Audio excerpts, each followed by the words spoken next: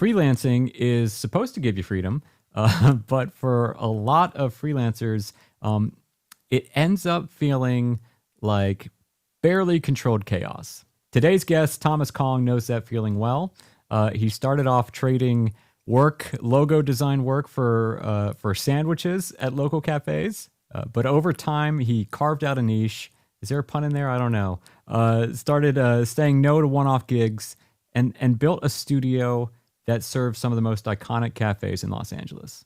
In this episode, Thomas and I dig into how he turned a scattered freelance hustle into a business with loyal, high retention clients, why being a generalist used to feel like an insecurity to him, how he turned it into a superpower, and the mindset shift that helped him finally raise his prices and start hiring and bringing on subcontractors.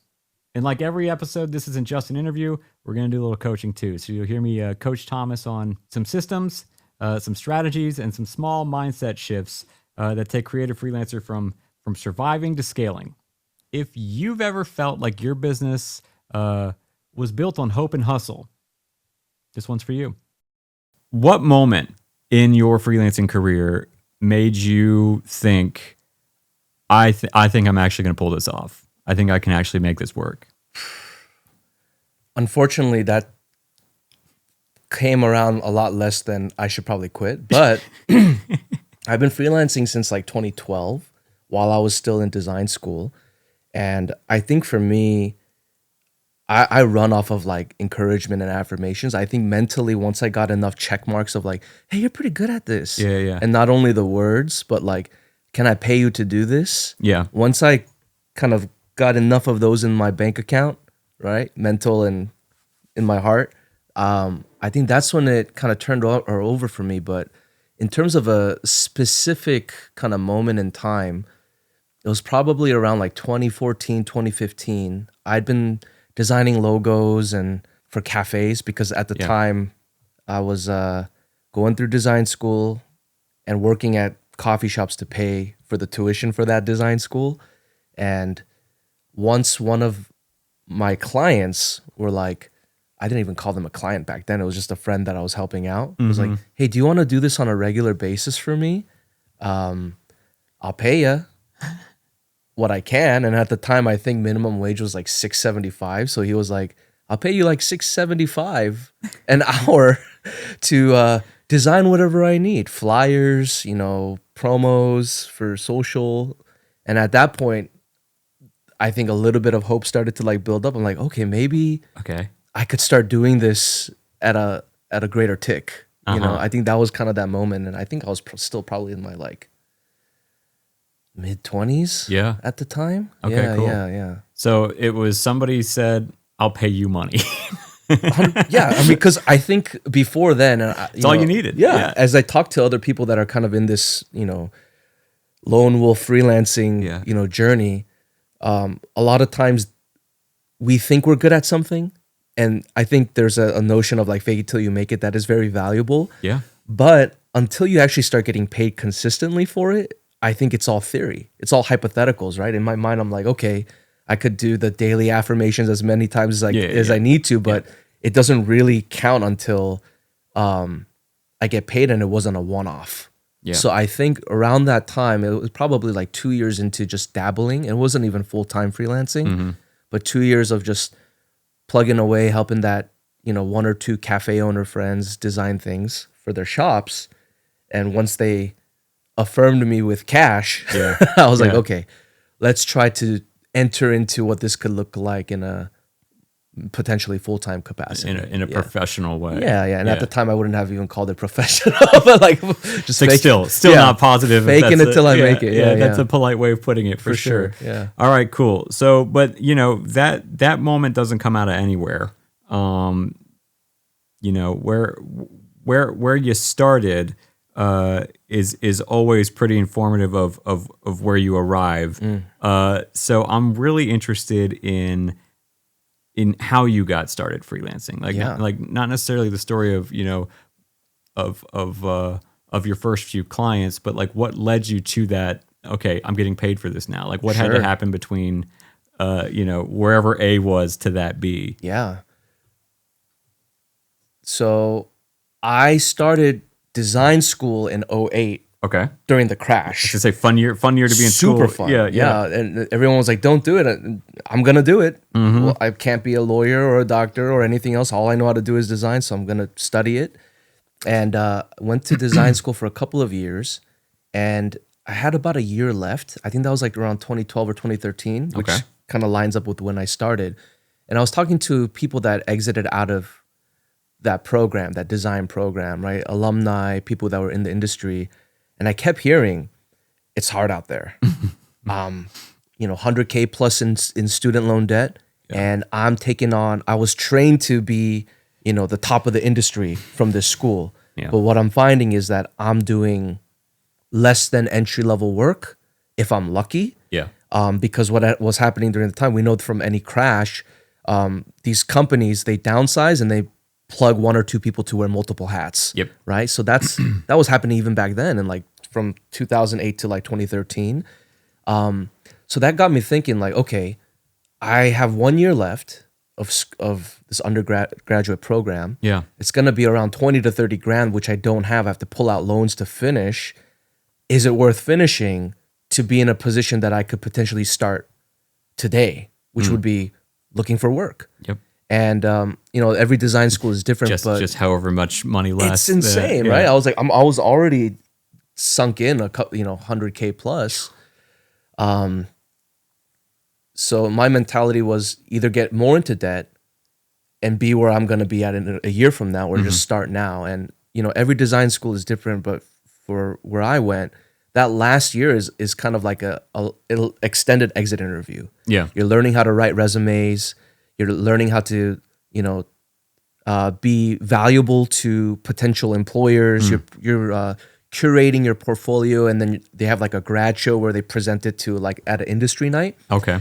So in my mind, as I was quantifying, I was like, that to me is not worth 20 to 30 grand if I'm going to be where I'm at today. Regardless. Yeah. And that's kind of where it started. I dropped out, dropped out of design school and just started taking everything that I learned, which was at that point I had learned all the technical skills. Thankfully, that last year you're not learning as much of the technical hard skills. So I'll take what I can. You're doing your victory lap. Exactly. Last year. Yeah. Cut my losses and just try to get work right now. And that's kind of where it started. Yeah. That's interesting. I graduated school in 2011. So it was, and I remember it was just like 2008. It was a very visceral year. Yeah. And I remember all of my senior friends that were graduating that year were like, have fun. We're fucked out here. And like, what I've noticed now, it's interesting that, you were getting, similar intel from your design graduates where it's like, oh, it's, everybody's downsizing. It's tough work out here. What I've noticed now is that rationale is, and I'd be interested in your take on this. That rationale is, how do I want to put this? It's like rooted in kind of a corporate view of crisis scenarios, right? It's rooted in more of a traditional 9-to-5 response to these kind of chaotic moments in the market. Yeah. And the reality for freelancers I found is that in those moments when everybody's downsizing, for lack of a better expression, it's like a feeding frenzy for freelancers, right? It's like because all businesses is the exchange of money for solutions. If 100%. The market is just like crammed full of problems, people don't have the money to solve problems. Right. And you come in with a fix, right? Where it's like, well, hey, I figured out how to do this for 20% less. Yep. You want to slot me in, coach? Like you can 4x your business in a year in a market like that, right? Yeah. Have you seen that? Maybe not. I don't think I came to that conclusion in 2008, but I have since, because there have been many moments like that in the market since. Like, have you seen that, or did you see that coming out the gate? Yeah, not out of the gate. I wish I knew that information. Same. It took a couple of years to realize that, right? Yeah. But if I kind of reflect back on that time and look at the types of work that I was actually engaging in. So I was a industrial designer by trade. Okay.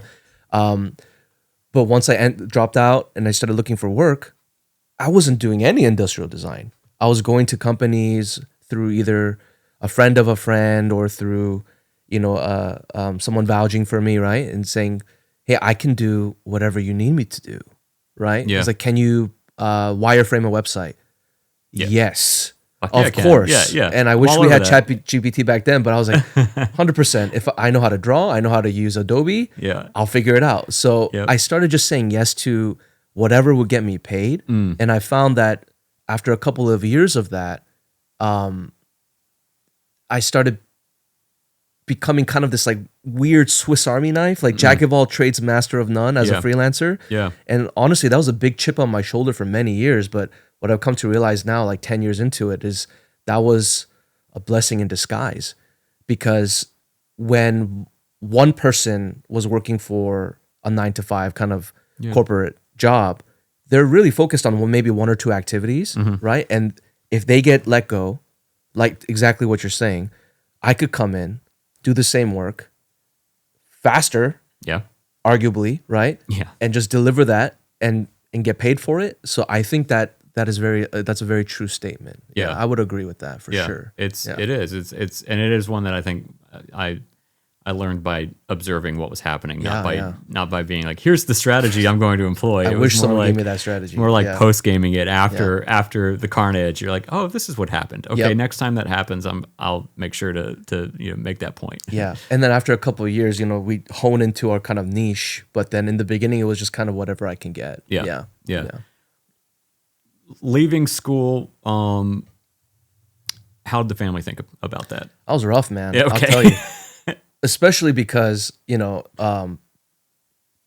Asian culture, school is everything. Like, so So I've been told. yeah, it's a big thing. And I had to create my first pitch deck that I've ever made was to my father, saying, if I go to design school, number one, please don't disown me, because he was like, you're gonna be a white collar something, right? I was like, I love design. He was like, no, well, I do. So here's I remember creating a pitch deck and just giving him a PowerPoint presentation. That might be the highest stakes pitch deck that anyone has ever created. I was like, dude, this is, my life is on the line, right? Yeah, I want to yeah. be a designer. Made every pitch deck from then a piece of cake. Yeah, exactly. Like, if I can convince my dad of this, then I can sell anything, right? And eventually he said yes, because design is not like being Van Gogh. I'm not going to rip off my ear. I'm not going to be depressed. It's a trade. I'm serving okay, cool. companies. I'm going to serve these people. And so he reluctantly Smart. Well played. approved. But then when I told him I was dropping out, I had to create another pitch deck. This is the market post 2008. And I don't want to drop another 30 grand. I can start making 30 grand right now to pay off the debt.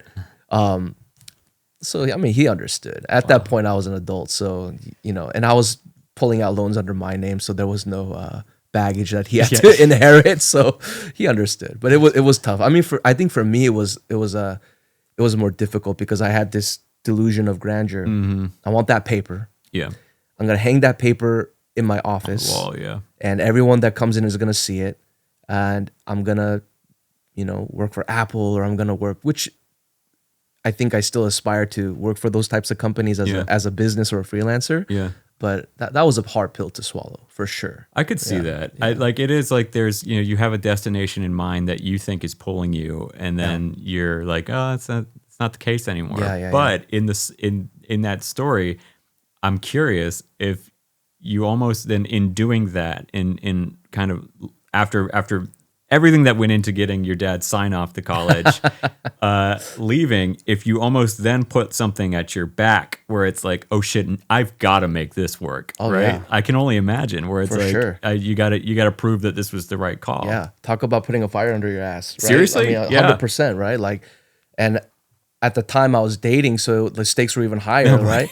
So I was like, I have to show her parents and my parents that I'm not gonna starve, that I can Fighting actually a multi-front war here. that I can support her. And she was a teacher, and she had a her own career, and she was very successful in that in her own right. But for me, I was the deadbeat dropout, art school dropout. So I was like, okay, I have to, even if it's $1 more than my wife, my soon-to-be wife, just my own aspiration. I have to make even $1 more to prove to everyone that I made the right decision. So for sure, Fuel the tank, baby. Yeah. All right, okay, I like that.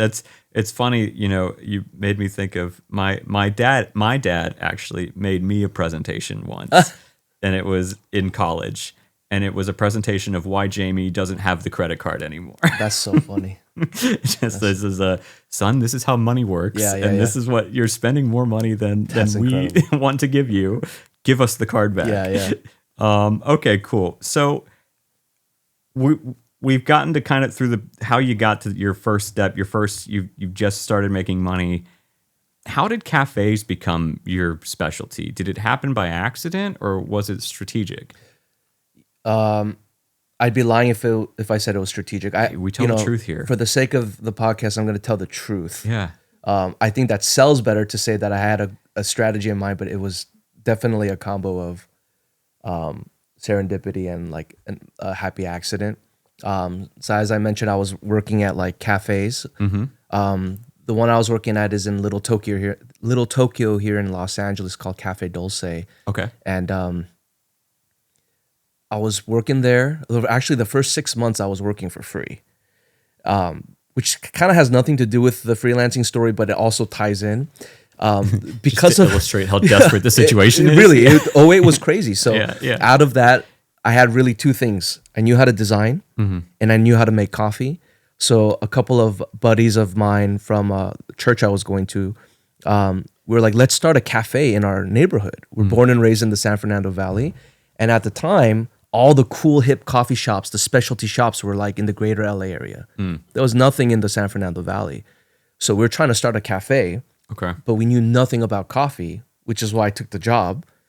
Got it. So you were kind of writing it off as R&D for your coffee shop. 100%. Yeah. And the business owner at the time, he didn't have room.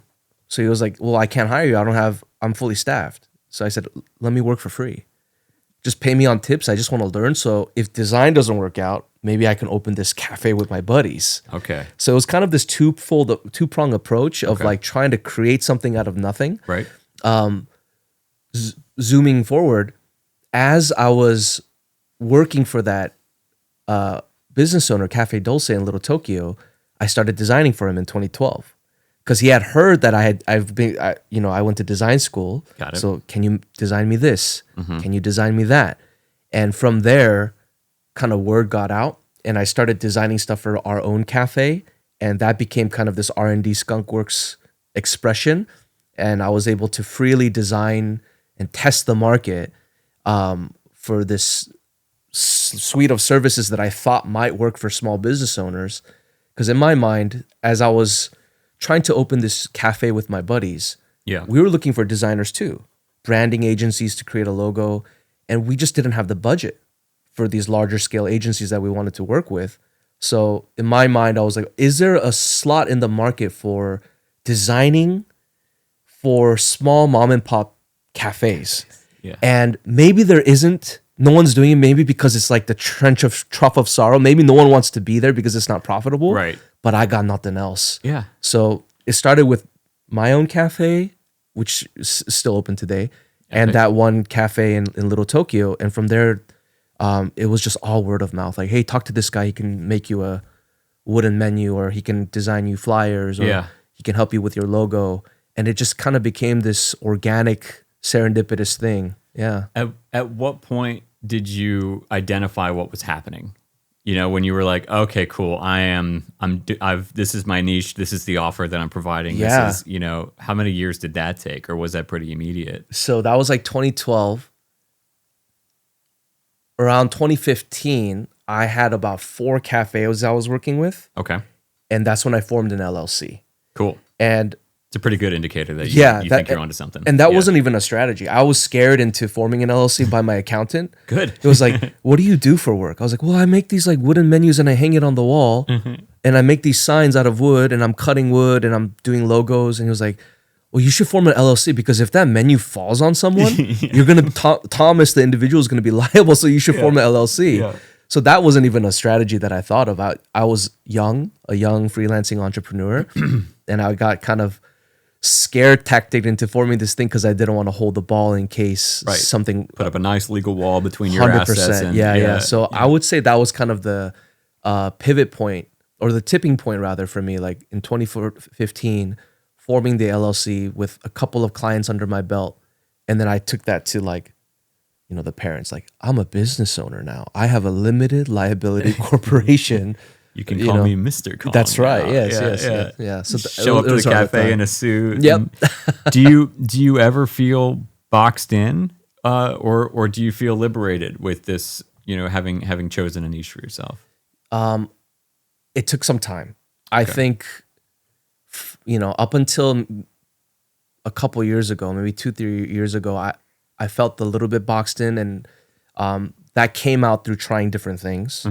So I would try to create products and sell a product line under my own name because that's what I was trained to do. Got it. So there was a little bit of like, am I really doing what I'm supposed to be doing? I had that chip on my shoulder. Yeah. I tried it a couple times. Some of those activities profited a little bit. Some of them broke even. A lot of them, I was at a loss. Yeah. And ultimately, I went towards the path of profit. And whatever creative lack that I thought that I felt from not being able to do what I was quote unquote trained to do, I just pivoted to strategizing and being creative on how to grow the business. Ooh. So now I feel I get my kind of creative fulfillment from that. Interesting. Yeah. So I just pivoted. Yeah. I like that a lot. I'm probably going to use that in a few conversations. I find myself talking to freelancers a lot, or like people who are like really into like their art. Yeah. And they think, it's, well, I don't want to only do this one thing for the rest of my life, which first it's a misunderstanding of the concept of a niche, right? It's like you're not, this isn't a marriage. Like we just need to pick something to get you started here. But, in terms of like art, and fulfillment on that side, I think of it as like, okay, this business can subsidize that 100%. effort, right? 100%. I think when I first moved to LA, I wanted to do, I came out here for the film industry, and it was like, I'm going to, I was a child actor. I'm going to act. Nice. I was an English major. I'm going to write. I was a film major. I'm going to direct. I'm going to do all this stuff, And I realized about 6 months in that you got to ask a lot of people for permission to do those things in this town. And those people are called producers, right? and distributors. And I was like, okay, well, if I just become a producer, then I don't have to ask anybody. Yeah. Like I can just slot myself into whatever I want to do, For sure.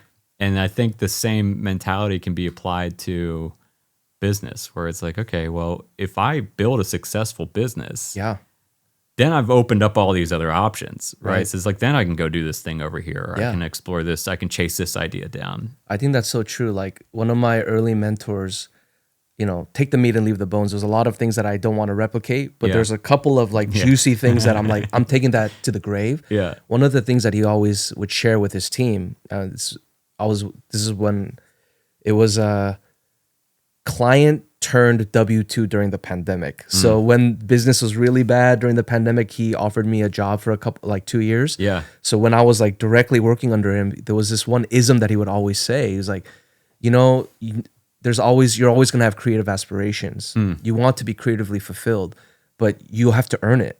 Like, so there's this, and I don't think he came up with this ism, but he used it like it was his. It was fill the mill, then enrich the mix. Interesting. You got to fill the mill, do whatever you can. And then once you've earned that slot or that place at the table, then you have the luxury, the freedom, and the mill is what's going to help you subsidize the mix. So if you're milling flour, it's not exciting. My aspiration is to be, sourdough baker with ancient grains. Well, you can't afford that yet. So use white bread and then eventually enrich the mix. And then that could be like your premium product or just a place where you R&D and are fulfilled. Right. Because you can subsidize it. Yeah, you can go play over there. 100%. Yeah. So I really took that to heart, and I'm still working towards that, but I think I'm mixing it a little bit now where I can kind of play and get fulfilled. That's good. Creatively. That's good. And now I'm hungry, but that's good. That's I think I want to stay on niche just for a little longer, because it is like it's a point of consternation for a lot of freelancers who I think don't understand the concept. And so like the fact that you've settled on it, you've thrived on this very concept is, I think, going to be beneficial to people watching it. So here's the thing that I think people get wrong, is that a niche is a fence around your business. That's like, okay, I only do this for cafes. If somebody comes my way that's not a cafe, I show them the door. Has that been the case for you, or do you use your niche more as a lead generation tactic? You know, it gives your marketing a target, which is what I would say a niche is for. Well, I'm kind of a people pleaser at heart, which is a bad trait. Yeah. So it's really hard for me to say no. I think saying no to certain clients where I feel like I'm not positioned to show them success in the relationship. Yeah. It's more recently that I've said no, but I don't think you have to say no. here's a That's what I'm person saying. that I work with, and let's work together with this person. So I've kind of like There you go. sidearmed it Yep. a little bit. Like I'm not the expert, but I work with an expert, and let me PM that for you. Yep.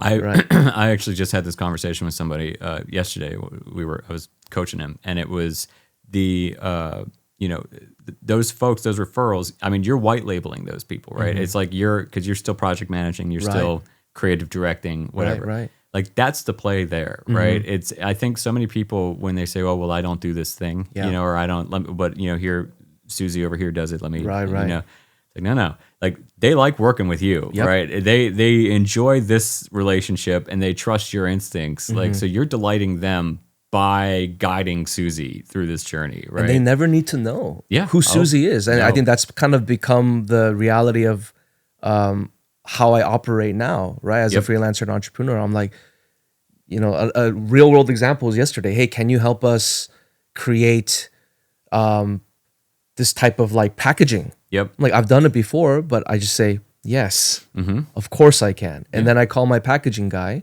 put a margin on it. He or she gets paid his fair rate. Yep. I take a little bit off the top, and they're looking to, just like you're saying, they want to work with the person that they trust. Yep. So they don't even speak to that subcontractor, which the subcontractor 9 times out of 10 from my experience, they actually prefer that because they don't want to lead generate and they don't want to deal with angry clients. But I'm down to do that. When you subcontract, you go from having 1 client per project to 2 clients per project. Right. You're serving your client and your subcontractor. Yeah. And this one took me a minute to figure out is that you're selling a product to the subcontractor too. You're selling the product of to convince them. Exactly. You're selling the product of lead management, of lead generation, of Right. client management. They don't have to touch a contract and negotiate. They don't have to. They just get paid for what they do. Exactly. They just do beautiful. the thing. And so it's like most, any subcontractor that we've worked with has been delighted at that setup. Yeah. And also for them, it's all the, all the effort of one client, me, but all the benefit of however many clients I have, Right. That we're passing their way. Right. So, yeah. And I'm not going to argue their rate because as a creative, Oh, no. I understand their value. For sure. So I'm like, what's your rate? This is my rate. Is it okay? It's more than okay. Yeah. Let's see if I can get you some more here. Yes, Yeah. I love it. I've Let's go. done that before Yeah, too. yeah, Where I'm for like, sure. no, that's not your rate. Yeah. I'm gonna come back to you with a number that I think That's you're gonna right. appreciate. Yeah, you know? yeah, that's true. It is like, but yeah, I think that's that's the next logical thing for a freelancer who's just getting started is to scale out that way with subcontractors. Would you say was that the first? I mean, did you start pricing like for subcontractors before you went to subcontractors, or did you have to learn that lesson the hard way? The hard way. It's always the hard way for me. I'm a slow learner, unfortunately. But yeah, so I would bring in the subcontractors, which I didn't even call them at the time. Yeah. It was like, I have a friend Right. Yeah. that can help me with this. Yeah. They're charging this much. Can you Venmo them and then Venmo me separately? And then I learned the hard way. They're like, no, we don't want to do that. Yeah. So, invoicing and all those things, it was a hard lesson. That's funny. Yeah. But That's really bad. it was rough. I mean, and that's kind of unfortunately, none of that is what I learned in formal education. That's right. I had to learn it on my own, Of right? course, yeah. So a lot of hardships and tears, but I bet you can find the hypotenuse of a triangle, That's thank God they taught us that. that's right. It helps me with my taxes for sure. Yeah. But I think eventually, and you mentioned this briefly at the freelancing networking gig a couple weeks ago, but price like a business, right? Yeah. Price it out, cost it out like a business, even if you're a freelancer. I learned that a couple years into the business that I would price the project out as if I was a full-on design agency. Nice. Right? Even though at the time it was just me. And I would do that. and then fill in the subcontractors and leave room along the way. The mistake that I made was I thought to myself, if I want to price like an agency, I actually have to be an agency. So pre-pandemic, I started hiring a bunch of W-2 people because I'm an LLC. Yeah. This is what LLCs do, right? Yeah. And that was a failure. Yeah. Because I was desperately trying to scale what I was doing. And in my mindset, it was, I just have to get a bunch of clones of myself.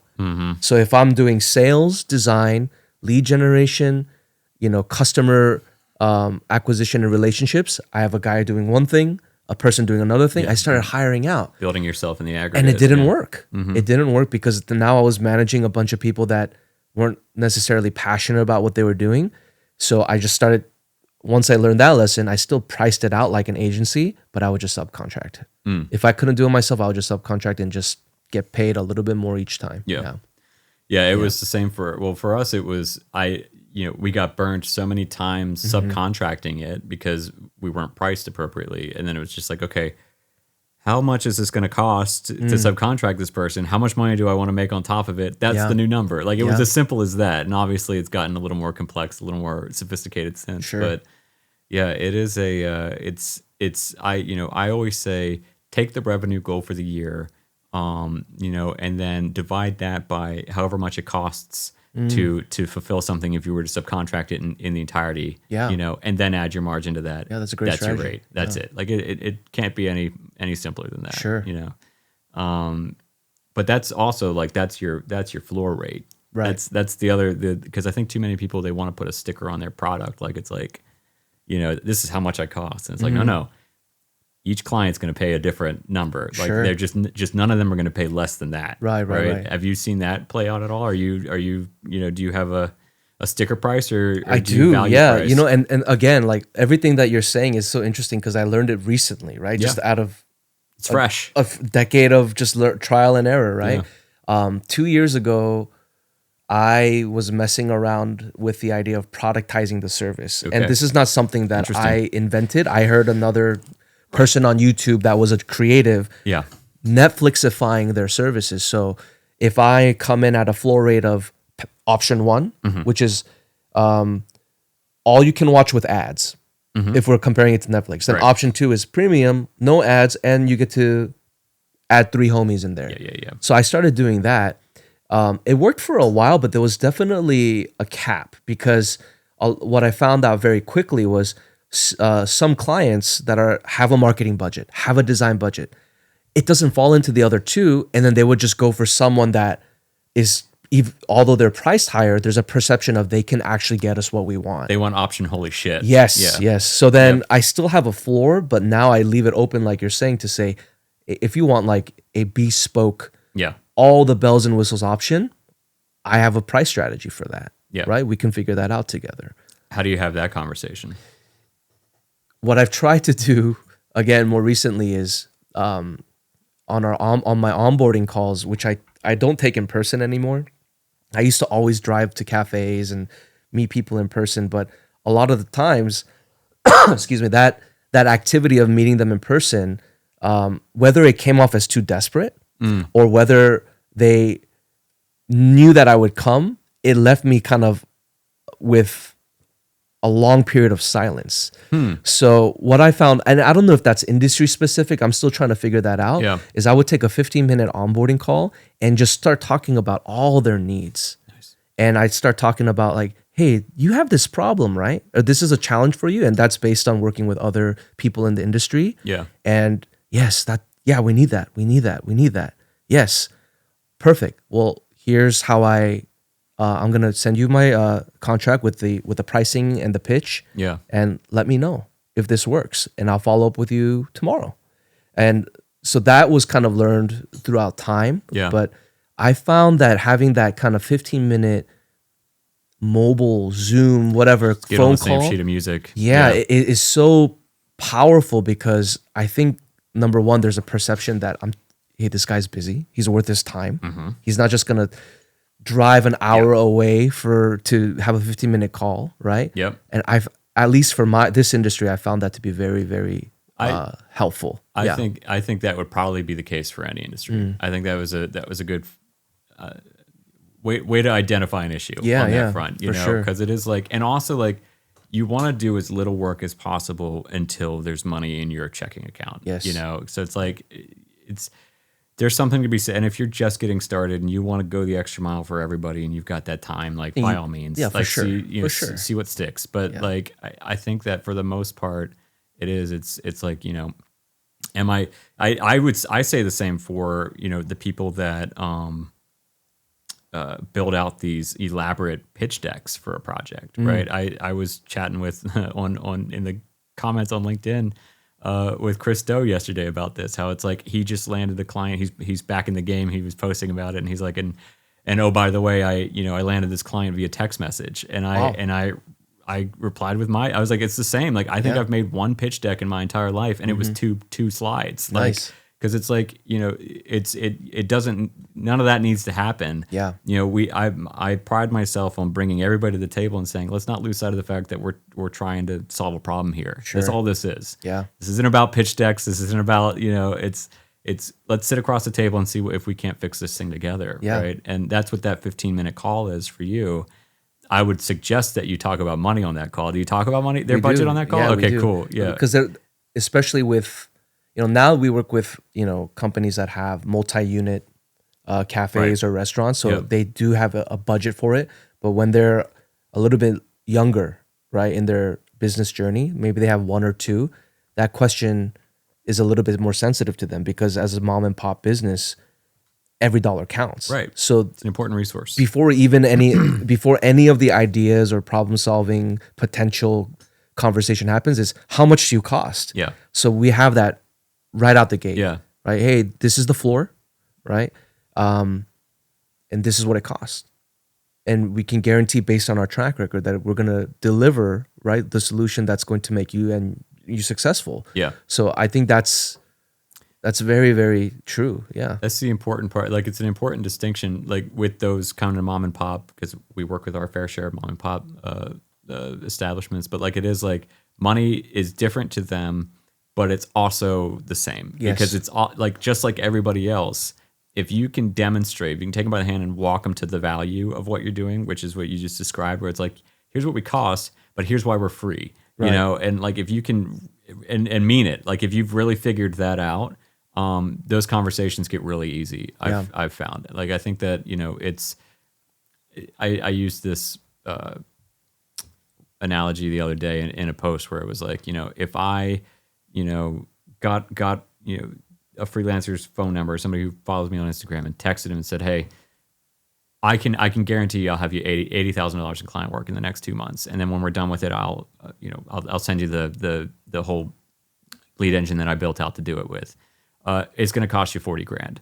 Like, that person would run to find the $40,000. Like, it's like, oh, yeah, okay, it's like 40 for 80 is a good trade for me, right? Like, and they'd beg, borrow, and steal, because there's a guarantee. If it's a guarantee, let's do it. let's do it.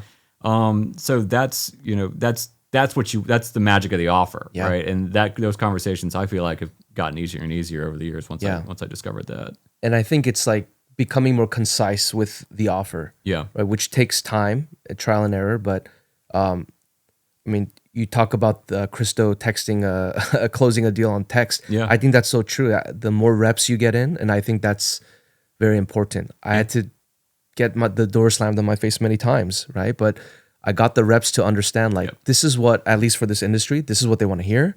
This is what the client wants. And this is when they want it, how they want it executed. That came with time. But to that point, I think I sent a couple pitch decks this week. I'm still waiting on them, and I'm doing the follow through and everything. But on the flip side, I've closed a couple deals through text and phone call because it's just faster.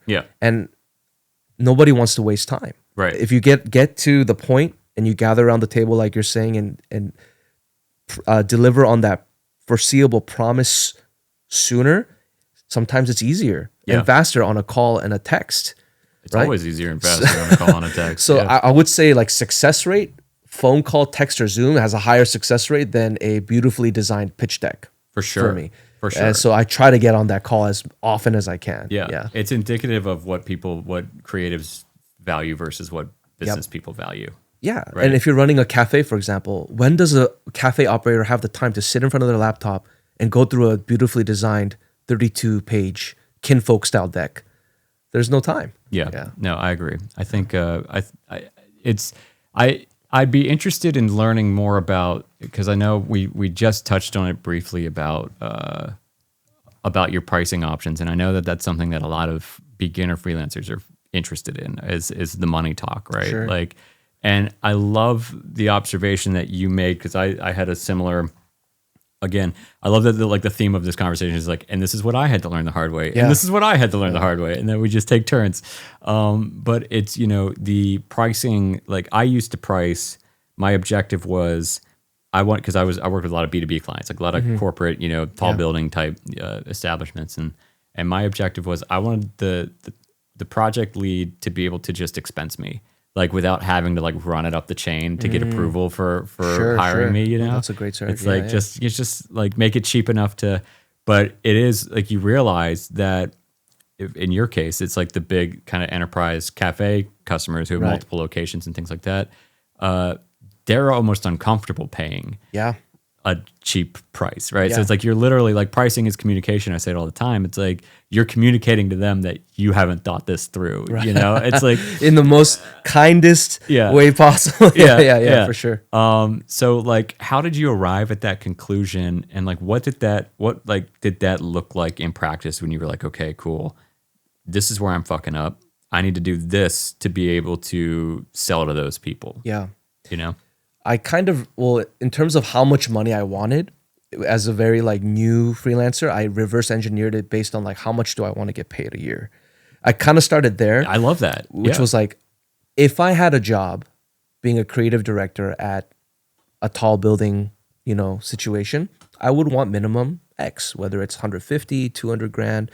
And then I reverse engineered it as a freelancer business owner. If this is the price that I've dictated from trial and error that these clients are comfortable paying for my services, how many of those do I need a month? Yeah. It was very rudimentary math, and I am not good at math, right? But that... You went to design school. Sketch for a little. So I started that way, and then it just became a little bit more refined as time progressed. The way that I've been pitching it, like specifically for what it looks like in the industry that I serve, is it's X day of sales. So I know for the most part, the busiest cafes in LA, one cafe, maybe they'll do 10 to 15K a day gross. The slower cafes, maybe they'll do 800 to 1200, 1500. So depending on where they're at, that's how I position it. Isn't getting what you want, whether it's a brand identity or a full interior design, isn't that worth 4 days of sales? I love that. To get exactly what you want, and then to increase those day of sales. And that perception, because they're always thinking about the ROI, these business owners, right? Am I going to give up 4 days of sales for a killer brand identity and every menu that I ever wanted? Or is it 10 days of sale, depending on where they are in that, revenue spectrum? That recently has really helped kind of close the deal. That's cool. For me. I like that. Like, going out and doing that market research, trying to broaden this to people that don't just that are outside of the cafe industry, because it's like, there's obviously lots of variations in those data points. It's like certain industries that information might not be as accessible. Of course, yeah. The way, but I like positioning it that way, and the way that I always put the onus on the client. I'm like, how are you, like, in a perfect world, perfect outcome, how are we measuring this thing? Like, how are we measuring this? What are your success metrics? But I think that it might be worth it to do that research, to be like, okay, what is that number? It could, right? Like, because I would say my approach is the lazy approach, where it's like, I'll make them tell me what that number is. But it would be, I bet you could probably in almost any industry sit down, do a weekend of like, put ChatGPT on the case. The information's out there. And figure out like what.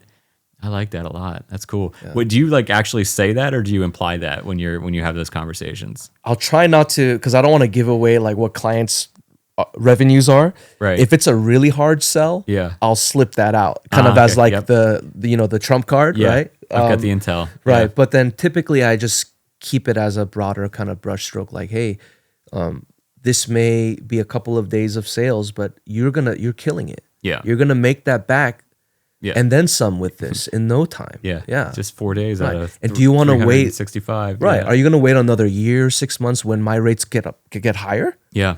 Let's lock it in right now, right? Because minimum wage is increasing. With the tariffs, my cost of everything is increasing. Yeah. Lock it in now so you can profit more later, Yeah. right? So I try not to use the actual numbers unless I absolutely have to. Right. But it's there. I like that. Yeah, it's there. I like that. We have been trading some fun war stories about learning things the hard way.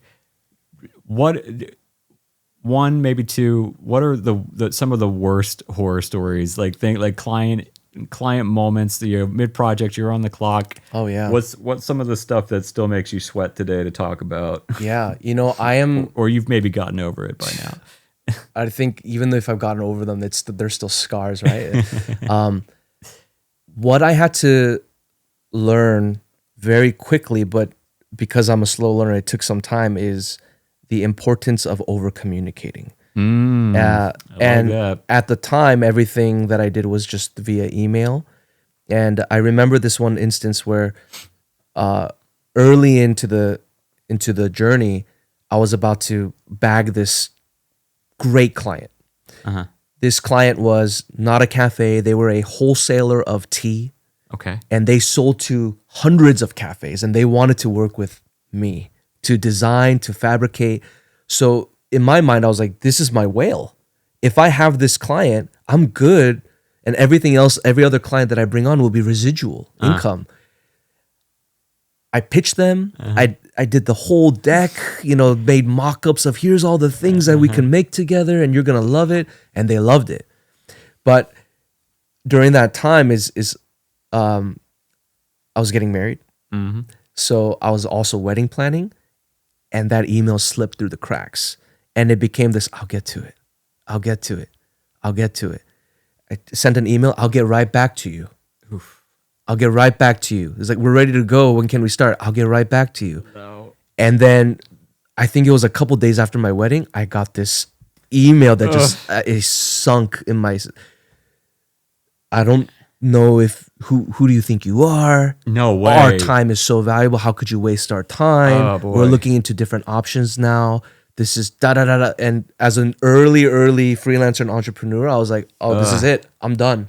I can't handle this. Yeesh. I fully admit that I screwed up, but I didn't think the response was going to be that. That's a pretty aggressive. Right. Yeah. And that experience, I think it marked me. So now I'm like over communicating to the wazoo, like as much as I can. Here's the tracking information. Here's the pitch. I'll get back to you tomorrow morning. I'll pre-write the email and use Google to schedule the email. I've learned the hard way, but I think that was a really valuable lesson for me, because people don't want their time wasted, and we have to honor that exchange of time, right? For sure. And it is one of those things. Like it's why it's kind of fun to talk about these things, because it's like you have, you can post game it now, where you can be like, oh, a lot of your success is probably because you're such an effective communicator, and like you wouldn't have gotten there without having that shitty experience. Sure. So it's like, I always like the folks who are 2-3 years into this that are like dealing in they are trading in the shitty experiences, right? Like, which by the way, they never really stop. If you're growing, there's a new problem every day. The objective is failure, and I think that's what it is. Though, is like you realize. I think in the early stages, you're like you don't realize that that's kind of the point. That's the game you're playing. It's like, how much data can I collect without taking me out of the game? That's a great way to put it. I never thought about that, but you're really data mining during that time, so you have a toolkit to reference in the future. Yeah. And then as you and I both are still doing it. Like as we're growing, it's like, because if you're not running into failure, if you're not brushing up against it, pretty regularly, it means that you're not doing anything. It means you're just kind of resting on your laurels. It's you're not growing, right? And that's the growth is painful. It doesn't have to be it doesn't have to be a terrible experience. You can just kind of be like, okay, cool, lesson learned. Let's put that one on paper and not do that again. Yeah. And as an early entrepreneur, though it was painful, I remember like sleepless nights. Like, you're an idiot. bro, you're such an idiot. Dude. That could have, you're so dumb, Yeah, right? yeah, And I yeah. beat myself up about it back then, but it was a valuable teacher, Yeah. right? And now I look at that, I can chuckle Yep. because I'm like, that idiot didn't know what he was doing, but now I know what I'm doing. Yeah, Right? yeah, I'm never yeah, going to yeah, do that yeah. again. Glad I'm right? not that guy Yeah, anymore. yeah, for sure. That's funny. Okay, cool. So on the same, we started this conversation saying, when was the moment that you thought, hey, I think I can pull this off, Yeah. right? And that was pretty early in your career. When was the moment then that inevitably happens for any freelancer mid-career where it's like, I don't think I can pull this off, right? Yeah. Did you have any standout moments like that where you're just thinking, this is I don't know if I'm going to get away with this For sure. for much longer. Yeah, I don't know if it's completely fair to pin it on just the experience alone, but for me, it was during the pandemic. So Okay. 2019, business was growing. Yep. That's when I started hiring all the W-2 people. Like, hey, we're an agency now, right? And pandemic hits, the first thing to shut down, restaurants and cafes. Yep. 80% of my client base. Yep. And while they're in survival mode, they are not thinking about branding and marketing and design. They are trying to survive. Yep. So You become a vitamin. Yeah. You're no longer a pain pill. Nope. Yep. Nope. Yeah. And they dropped me, understandably so. So I had to let go of all those W-2 employees. Excuse me. And for about 6 months, after applying for PPP and EIDL and all of those things, I was like, this might not work. I don't know if there's a way out of this. And I don't know if this industry is ever going to come back the way that it was pre-pandemic. Yeah. But I had this conviction, like, I think that if I keep chipping away at it, people are eventually going to want to come back and grow their brands. Yeah. It has to be. So I just have to kind of Survive. Yeah. as the best as I could. And that's when I took on a W-2 job as a creative director. But I still had my freelancing kind of not shelved, but at maybe like 50% capacity. Okay. I just Yeah. wanted everybody to know I was still there. Right. And I was comfortable doing that because that's how I started. I started with freelancing as kind of a side hustle. Yeah. So I was like, I can still do this and just keep the pulse on it. Yeah. And maybe one day when things come back to normal, I could transition back into doing this full time. Yeah. And that day came, right? It happened like 2022. So it took about 2 years to bring back, see the clients come back to their revenue streams. For a bunch of our old clients closed, Yeah. but new clients appeared. And it was kind of a reshifting of how we marketed ourselves during that time. But it took about 2 years, but we came back. Yeah. And today, thankfully, our numbers are better than pre-pandemic numbers, right? That's awesome. I think it built resilience for sure. Yeah. Definitely. I think like the name of the game is consistency and just like being in for the long haul. And it's like, Yeah. if you can just make it, right? Like that's what I remember when I first, and I've told this story before, so if anybody watching's heard it 4 times by now, I apologize. But one of the first big meetings I had in LA was I went to the Universal lot, and I met with an executive producer in like one of the bungalows on the lot. And I botched the meeting for a number of reasons, but he had a great line where, he was just kind of giving a kid advice, and he said, if you're still here in 7 years, then you have a chance to do something interesting in this town, right? And it was that put it in context for me, or in Yeah, it's a long perspective, where game. it's like, okay, cool. So this isn't about doing it. It's like here and now. This is about surviving for a decade and then getting started. Yeah. It's like, if you can just like stay on top of it, keep this little enterprise together for X amount of years, then eventually time's going to do its thing, and effort applied against time, you're gonna see the result. Yeah. Right? I believe that. I believe that wholeheartedly for sure. I mean, it's like, the numbers, it's like, you almost don't even need to believe it. Like, it's just true. Yeah. Like, it's just the way it works. Like, as long as you're being intentional, like, about your efforts, which I feel like after, a couple of years, you don't really have a choice. Like, you figure it out, right? Like, it really is. You just proceed as if success is inevitable, because it is. And because what's the alternative? The alternative for me was to work a W-2 job that I didn't feel like creatively fulfilled in. Yep. And I wouldn't trade it for the world now. There's a trade-off that we have to make, but for me, I have time with my family. Yeah. Right? I can work, still communicate with my clients. I was just at a wedding this past weekend for Out of Thin Air, for Alex's wedding. I saw Yeah. you. Yeah. Shout out to Alex. Yeah, Congratulations. he just got married. Yeah. Congratulations, Alex. But I was talking to clients during their vows, right? And I'm able to do that because I am a freelancer. Yeah. So I wouldn't trade it for the world, right? And thinking about the alternative scares me to not give up on this expression of work. Yeah. Right? Yeah. I love that. Yeah. I love that. It's, it truly is. I had a moment, gosh, this is maybe, oh shit, what is time? It was probably like 6 or 7 years ago by now, where it was, it was like an agency job where they wanted me to come in, work a desk and edit. And I was by far the most expensive editor in that building. And it was, I was kind of teaching the young guys how to do certain things and stuff. And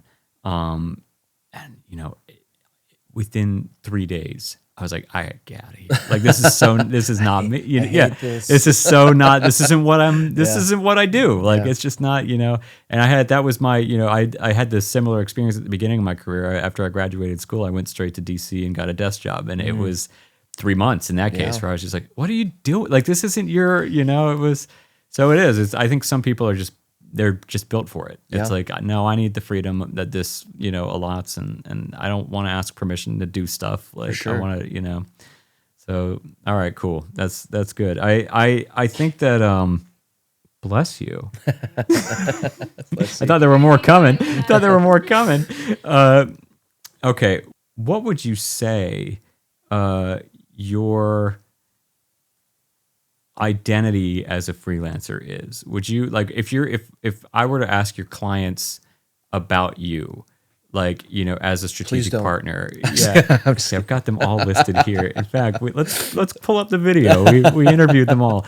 How would they identify you? What were the words? What are the words they'd use, you think? I actually have an answer to it because I've heard it from different clients throughout the years. Okay. And again, it was a chip on my shoulder, but I think I've like embraced it now. Yeah. Swiss Army knife. Okay. Tom gets it done, right? So whatever is needed, we have the luxury as freelancers to be nimble enough to figure out a solution in our own timing. They have the project timing, but I have done everything from, as a freelancer working for a client, competing for this coffee shop at a cold brew competition because they at the time didn't have anyone that was able to communicate properly. So I went up with their coffee and I made like oh, that's funny. Got them second place. I was a part of. Put that on the wall. Yeah, you don't need a degree. Yeah. But anything from that to being in C-suite meetings because I was able to pitch and be articulate and compelling on their behalf, to graphic design, to creating signage. I think I've heard that more than on one occasion where I've now 10 years in May will be 10 years, but have fully embraced that. Like being a jack, and it's not the whole statement, jack of all trades, master of none. They always cut it off right there. Yeah, what is the rest of it? I forget, but it's actually a lot more encouraging than it sounds, right? Yeah. But I think I fully embraced that. And I think the term that gets thrown out more recently is like a generalist. I think I've embraced that and made that the way, our entry point into the client success, that we'll get it done. Yeah. Right? It doesn't matter what you ask of us. We'll get it done. And we'll get it done the way that you want it, as a Swiss Army knife. Some people I've also heard, like, we're a one-stop shop. Yeah. So I believe if you were to ask some of those clients, it'd be like, oh, he's a one-stop shop. Nothing is too small or too big. Yeah. As long as we have a good relationship. Just the other day, I did like white vinyl lettering stickers for hours of operation for a shop. Very small job, but it's within the scope of our relationship together. So we'll get it done. Yeah. We'll get it done. Yeah. I think, I think that there is something to be said for the one-stop shop, right? Bringing all these, it's like what we were talking about earlier with white labeling, bringing all these services under one umbrella. I mean, that there's a premium there. Like that's if a client knows that they like and trust and like you, it's why wouldn't they? Why wouldn't they build out something to the left and to the right of what they're doing with you? Right. Are you where you get into trouble with it? Because we do the same thing, by the way. It's Sure. like but I've noticed that where you get into trouble with it is at the lead generation stage, where it's like if you're not like, if you come at the market with, I get it all done, I'm your everything guy. Yeah. Nobody knows what to do with that. For right? sure. So when How do you place that person? exactly, nobody knows what to do with that information, right? So it's more like, okay, and it doesn't. You don't have to pick one. Once you get to a certain stage of your business, you can say, I solve. I'll just go with my examples because I don't know your business as well. But you could be like, SEO. We solve all your SEO problems. We solve, on one ad, and on another ad, we solve the problem of organic reach. And it's like you can split test the different messagings via ads, right? But then organically, you kind of have to pick a number. Yes. You kind of have to pick a category. Have you seen that, like with your lead generation? How has are you using the generalist to your benefit in lead generation, or are you kind of picking a lane for? It's a great question because I've wrestled with it so many times. My Instagram profile bio has changed 100 times. Oh, yeah. From creative strategist to like you're a one-stop shop. We've tried so many different things, but what I found works the best is it's like when you're at a restaurant and at the end of the meal someone says, "Would you like dessert?" Yeah, that's kind of what it is. Yeah. So. If you look at our website, if you look at our Instagram, it very much looks like we offer one thing. But that's the lowest hanging fruit that most of my clients, that's the thing that they want. Or at least the thing they think they want. Yes. Yeah. But once that conversation starts, right, in that 15-minute call, or once that project is finished, then we have a slew of other things because naturally in conversation it comes up. Yep. And as much as I possibly can, I try to have that conversation in that call. So just the other day, someone called, "Hey, we want a custom-made wooden sandwich board for our in front of our cafe on the sidewalk." No problem. I also noticed your menus and your logo and your branding and that. He's like, "You do all that?" 100%. Yeah. We can do that. Tell you what, if you sign on with us as a client, right, and this is our floor, and we'll take care of all those things. That A-frame that you inquired about in the beginning, that's on me. We'll throw it in. We'll throw it in. It's an $800 A-frame, custom-made wooden A-frame. I will give that to you as a gift for saying thank you for being in the inner circle with us. Yeah. And most of the time it bites. It works. I can see why. But I don't, to your point, like I don't go in and saying, please, anything. I'll do everything you want me to do. We try to sneak it in. So important. I hope you guys are paying attention. This is like, this is gold, man. It's like literally, and it is important that you speak, across the entire journey, you got to speak their language. And somebody coming in, who needs branding that doesn't know they need branding is going to be searching for an A-frame sign, Sure, right? Or is going to be searching for menu design or something. And so it's their like, identity. Yeah. So it's like catch them where they are and get your foot in the door, right? And then once you're in that room, that's I just want to get in the room because I know once I'm in the room, I can do some damage. Sure, right? I can address every problem that they're having. Right.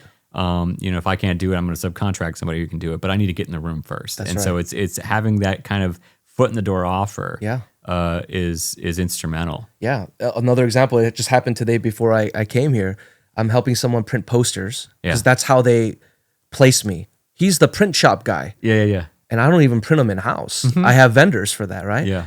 We need posters for our grand opening in Century City. No problem. Can you send me the files? Oh, yeah, our designer will get it to you. Hey, these are not in the right format. I can't print these. Yeah. Can you link me with your designer? And there's no communication there. The designer's lagging on it. Like, hey, by the way, I can design for you. If you just want to design. Yeah, we can make this a lot more seamless for you. I'll print your posters, but I'll also design them so there's no hiccup in timing. Right. So I'm just always ready to have a conversation like that. That's beautiful. To the best of my ability, and I just slot myself in wherever I can. Do you design those moments too? Like if you're at the ready for when they happen organically, like that's a must. But then like, do you know that once somebody finishes up project A, they're likely going to either need project B or project F. Yes. So like here's the pitch for that one, Right, like right. mid project. Do you do that? I do, yeah. So it seems a little menacing, right? But then I'll kind of orchestrate it where I'll be like, hey, where's your designer? Yep. Yep. You're saying you need this by X date. I'm not gonna get it done. Yeah. Where's your designer? Need to be a little performative. Right. It's Yeah. like they said they would get it by this morning. I'm here this morning. So there's that part of it too. But I was talking to someone at the freelancing networking event. What I've been doing for clients that we've already onboarded that are on a reoccurring like subscription or retainer, whatever you want to call it with us, I use a platform that's kind of like a Kanban platform, start, in process, finished. So this is kind of recent too, where the start, I call it backlog. And again, I didn't invent this. I forget who the guy is, but I borrowed it from him. Where as an active project is going on, I'm just spending the rest of my time filling that backlog with opportunities that I see that will help them. I do the same thing. So as soon as they're done and they slide from active to complete, they're like, oh, let's get to one of these. And once they see it in writing, right, they're like, we actually need that. We need that. So for me, it's a way to ensure that subscription or retainer with that client isn't going to end in 1 to 3 months. It's going to be 6 months, a year, 2 years. My longest standing client has been 7 years. Ooh, that's a good record. Because of that kind of system. It's a good relationship. Yeah. I think that is, that's probably one of the, what's the word I'm going to use? For probably one of the most criminal sins that a freelancer can commit is not optimizing for lifetime value. Yeah. Right? Like the amount of effort that it takes to land a client and to convince them to spend money with you is, it's tough. It's fun, but it's work. Yeah, for sure. And then like to be like, okay, cool, finish the project, have a nice life. I'm going to go do that again. Like it's such a counterintuitive impulse. Yeah. Like to not think, okay, how do I take this effort that I put into acquiring this client and make it last 7 years? Yeah. Right. And too many people think that that's a process of luck.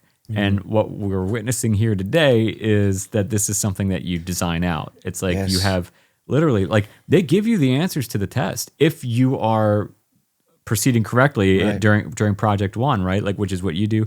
I do the same thing. I keep notes on, okay, here are the 4 different things that they're solving for next, right? Sure. I call it the magical 5 minutes before any meeting, where most people waste that 5 minutes on, how was your weekend? What's the weather like over there right now?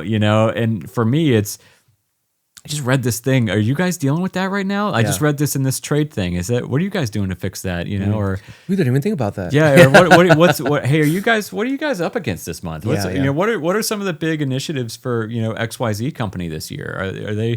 What are they really like pushing you guys towards? And you get the answers to those questions. It's like, okay, cool. Just, you're not telling them, but you're silently making the pitch for the next thing that you're going to solve for them. 100%. Yeah, and I just got so tired of one-offs. Yeah. It's like I felt like a real estate agent. I'm just waiting for that next house to sell. Yep. And when I looked at my QuickBooks and like that customer database, I had hundreds and hundreds, but then I would look at them, I'm like 300 here, 400 here, 1,000 here. I'm tired of these one-off like activities. Go kill what you eat. Yeah. Yeah. And then I was like, okay, if I could even get like 10%, if I have like 500 names on my QuickBooks database, if I could get even 10% to be reoccurring, I think I'll be golden. Yep. Right. So that was, again, learned the hard way. But that's a big moment for you. Yeah. It was kind of dawned on me. I was like, oh, this is how you do business. Yep. Right. Yeah. The way that worked for me was I was a point of desperation. I got no money, and if I've got a free weekend, I'm gonna pull up my email and email every single client I've ever worked with. Yep. I had this cool, sexy piece of work for a cool brand. I'm gonna send them a link to that and say, hey, this made me think of you. I think that you should do something like this for XYZ reason. Make it personal. And I'd sent those emails out on a Friday, and on Monday I had 3 new projects. And I went, oh, there's something here. Yeah, even if you get 1,000 rejections, you get those 3. Those 3 pay for the effort. Potentially life changing. Yep. Yeah, exactly. For sure. And so it's like, okay, cool. This is a thing that we're gonna do from now on. That's awesome. Yeah. How are you like moving forward? Do you run into any competition from both AI and newer freelancers entering the market, and how are you? You're nodding your head, so I'm just going to go ahead and ask the second part of the question: is how are you approaching that and dealing with it? Yeah, I think for design and branding, I'm sure with any industry, but the challenge is that there's always fresh talent and fresh eyes coming into the market Yeah, for cheaper, right? Yeah. I just graduated school. I just want to get my feet wet. I want to get into the industry. I'll do it for $200, $500. Yeah. That's been consistently a challenge. I used to resent it, but now I love it because the way that I deal with that or strategize is I work with those young, fresh designers now. Hey, what were you going to charge that client to do a branding? 500. I could get you 1,000. yeah. Work. Come on in, Be son. my Yeah. subcontractor. Yeah. And I'll teach you how to talk. I pray you start your own thing one day. Yeah. But until you do, let's work together. Yeah. And whatever I have to offer in terms of learning how to onboard, customer relationship and communication, Right. customer service, hospitality, glean from me. But until then, let's work together. And he gets his fair rate, right? More than fair. Yeah. Right? I get mine. Yeah. And I could just keep going through that process. With AI, yeah, I think I've been as much as possible trying to use it to my advantage. So we use it kind of like with any tool. I remember hearing stories where when Photoshop first came out, the Yep. classic painters were like, this is going to ruin us. It's like, well, it's a tool. Your output can increase by 10, 100,000x now. Yeah. Right. So with ChatGPT or Elon Musk's platform, whatever it may be, we just use it as a tool now. It's another paintbrush. It's another paintbrush. So, hey, what's the trendiest drink of the season? Take that, go, hey, clients, did you know that this is trending right now? We should do some marketing around the new drink like this. What do you think? Yep. We just use it as a tool. Yeah. Yeah. I love that. It's like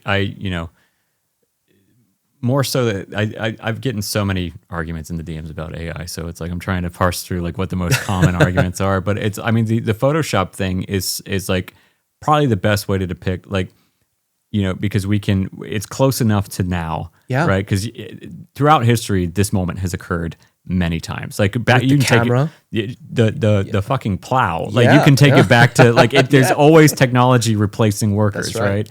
right? But a lot of people are still in the industry that remember the Photoshop moment. Yeah. And we know, turns out, the same clients that didn't want to learn how to make a logo didn't want to learn how to use Photoshop to make a logo. Yep. So it's like it's a very easy comp for AI.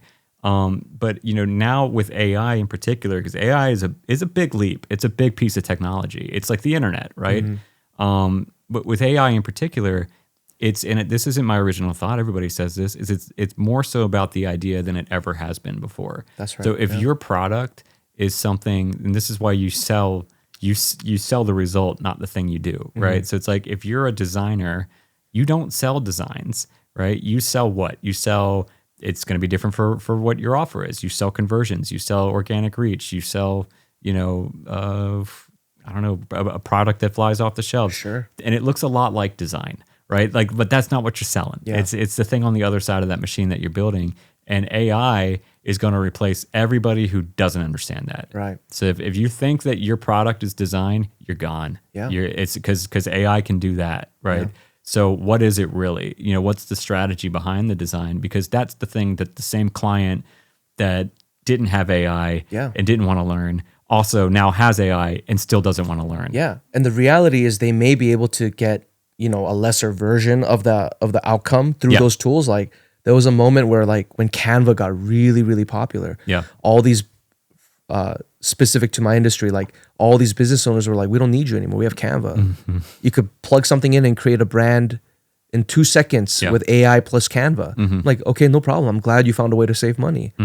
But they come back. Yeah. Hey, everyone has the same logo. Surprise.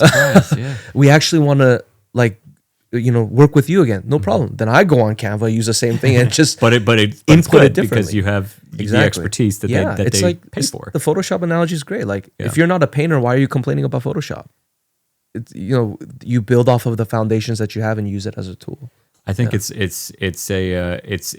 I'm sure it's a fight that I'm gonna be fighting for a couple years now, trying to win over hearts and minds on this AI thing. I do think that because I mean, people aren't really aggressive with me in comments that often, and AI I've gotten some aggressive DMs, and so I realize that it's like whenever somebody's like that emotional about something, like it's usually fear. It's fear masquerading as aggression or righteousness or whatever. And so it's like, I try to, I immediately recognize that when I get that DM. I'm like, okay, this person's afraid. So let's try and. It's really not about AI. Right. Like, let's try and let them know that, this is actually a good thing for you. But it is like, it's one of those, the genie's not going back in the bottle. No. Like it's not going away, and the only difference I think between a person who's, on AI right now and using it, and a person who's like righteously not, is that the person who's righteously not will be on AI 5 years from now, but be 5 years behind. Like there's no. That's true. Yeah. How are you using? Are you using it for anything interesting? Like any cool? So we'll use it for like social media captions, but like as a sketch, I kind of see it as a sketching tool or like a rough draft. Yeah. Give me 20 prompts about matcha on St. Patrick's Day. Nice. Yeah. Give me some puns. Yeah. They're all horrible. Yeah. But at least it got all the horrible ideas out so that I could come up with a better one, or take 10 of them and kind of mutate one into something else. You ever say, is that all you got? Can't you make it better than that? I want to be on AI's good side. So when they rule the world, I'll be spared. So thank you so much. That was wonderful. Yeah. It's like remember he said thank you. Yeah, okay, you can right. go. That's right. Yeah. I'm really nice to Alexa too. I'm always, hey, you're such a sweetheart. Thank you so much. Yeah. So I'll use it as kind of a sketching tool in that regard. Like if I have a pitch deck, I'll use it for stock imagery. Hey, give me like image of Gen Z, Gen Alpha customers having a grand old time in an outdoor cafe. Nice. And then I'll just kind of throw it in the deck. In the deck, or sketch on top of it really quick and kind of put it in. Nice. We're kind of on the subject of subcontracting anyways, whether it be through AI or through humans. But I want to talk kind of top level about bringing in help. We've talked practically what subcontracting looks like, but what would you say changed once you hired your first employee, and finally, what did you do with that freed up time, and like what did that mean to you? What changed in your business when that happened? Yeah, no, that's a great question. I think the biggest thing is I bought my time back. Yep. And I made the mistake, as I shared earlier. I paid too much into it when I had like 5 people. Yeah, trying to like look like something I wasn't. Yeah, you overshot. 100% overshot. But now, right now, I have one W-2 employee who's at the studio right now cranking out work. Cool. Thanks, Scott. Shout out to Scott. Shout out to Scotty. But I bought my time back. So he's able, that first hire that's actually doing what he's purposed to do. Yeah. I can go and start to strategize on the business. Yep. Where I was stuck on the computer designing or fabricating, like typically for us building a real world example, building out an A-frame sandwich sign takes about 4 or 5 hours. And before it was just me, 4 or 5 hours sanding, painting, cutting, putting their brand logo on it after and designing it, right? I bought that time back, and I could think about ways to make the customer experience better, make the offer better, realize that text and phone calls and Zoom is better than designing out a pitch deck 6 hours of my time. Yep. I wouldn't be able to arrive at those conclusions if I didn't have the time to test it out. So I think at a certain point, when you're ready to scale your freelancing business, whether it's freelancing or LLC, that first hire, I think don't do it prematurely, but when it's time, when you're bursting out the seams and you can't scale anymore, I think that first hire is invaluable. Yeah. So now I'm working on business dev. Yeah. That's the good old fashioned marketing, sales, and fulfillment. You know, it's like the responsibilities of a business owner instead of like actually implementation. Not everyone may want to do it, but if that's your cup of tea, like I found I was at a cap. Yeah. I definitely felt a cap. I was like, I can't scale this or grow this anymore. I could increase my prices, but even then I see a foreseeable cap. Yeah. But to bring someone in that's just focused on one thing and they do it better than I do, right? I can scale this thing hopefully 10x now. That's the big 20x, part of it. 30x. That's the right? big part of Yeah. it, right? Where it's like it's somebody that, has done nothing but one element of your deliverable Yeah. for the last 10 years, Yeah. 6, 15, however many years. Yeah. He kicks me out of the shop now. I'm Yeah. like, hey, do you need help like sanding? He's like, dude, you suck at sanding. Yeah. Yeah. I got it. Just go do your thing. I'm like, I'm Cool. sorry, That's what we're bro. going for. All right, let's go. Yeah. What would you say to somebody who, because I see this a lot too, who is at that point, they're capped, like they're full to the brim with work, but they say I can't afford to bring someone on. What's the fix there? Raise your prices. Yeah, Right. If you can, like, if you're that busy, I think that's a little bit of like we're talking about fear. Yep. I think that's a valid concern. Like, Yep. I don't want to overstretch.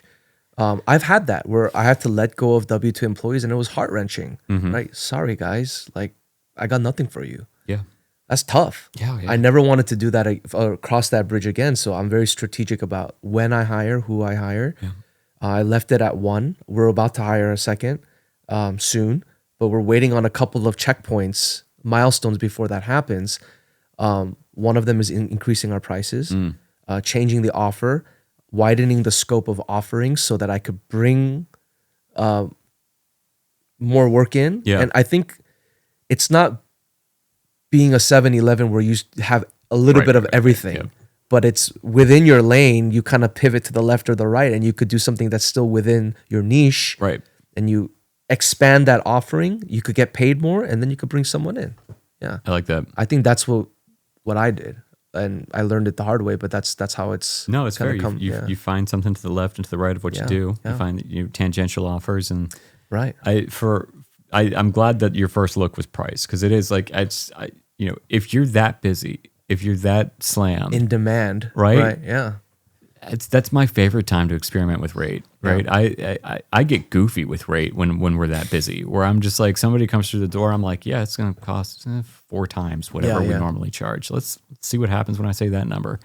Didn't like that number. All right, well, but hey, I'll negotiate the scope and I'll end up doing less work for that project. Sure. It's okay, cool. So let's try this number on the next one. And if you need to lose some clients, give them the heads up, but say, we're going to increase our rates by 25, 30%. Right. And that's exactly what happens. I've lost a lot of these 1 unit mom and pop shops because they're like, that's unaffordable. Yeah. But that's okay. Yeah. Right? Because now I'm getting subsidized by the clients that see the value, want to work with us. And if I choose to, which I do, because that's what I'm passionate about, is Then you can go over here and yeah, and not at a lower rate, Yeah. but for a lower scope, Yeah. right? Just like you're saying, hey, this is my rate. I can't budge from it because I have now a due to feed too, Yeah. right? Costs are increasing, but for your budget, I can do this much. I don't do this. I only do this for mom and pops. Yeah. And I'll say something like that, but it's knowing because that I'm subsidized from the increased price of clients that see the value and are willing to pay for it. Cool. Yeah. Cool. Yeah. I like that.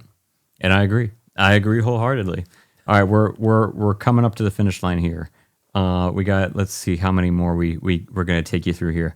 Okay, we got 2 or 3 more that I want to ask. Yeah. If I'm this being is fun. if I'm being Yeah, responsible for with my sure. questions here. And they're kind of the ones that people like to ask at the end of these types of interviews. What's one piece of advice that you'd give to yourself if you were starting over and you had 3 months to figure it out to start making money? What would be one piece of advice for you? Ooh. I just added the 3-month thing there. Yeah. I'm shooting from the hip here. Just make it interesting. Yeah. Don't go to design school. It's a fair piece of advice. I think Yeah. knowing what I know now, and I don't regret that experience because it taught me resilience. Right. It taught me a lot of It things. formed who you are today, Yeah. for sure. But in this day and age where online education, especially like what you're bringing to the table with your content and your education, there's so much information out there that for a fraction of the price, you can get such a the same experience, if not a better experience. So if I could have saved 3 or 4 years and just started the freelancing gig sooner and glean from the education and the content that's out there in the world and not feeling restricted to getting that paper degree on my wall, I think I would have been a lot further ahead today. Yeah, you move a lot faster. Yeah, for sure. Because with 3 months, especially, it's like I don't have time.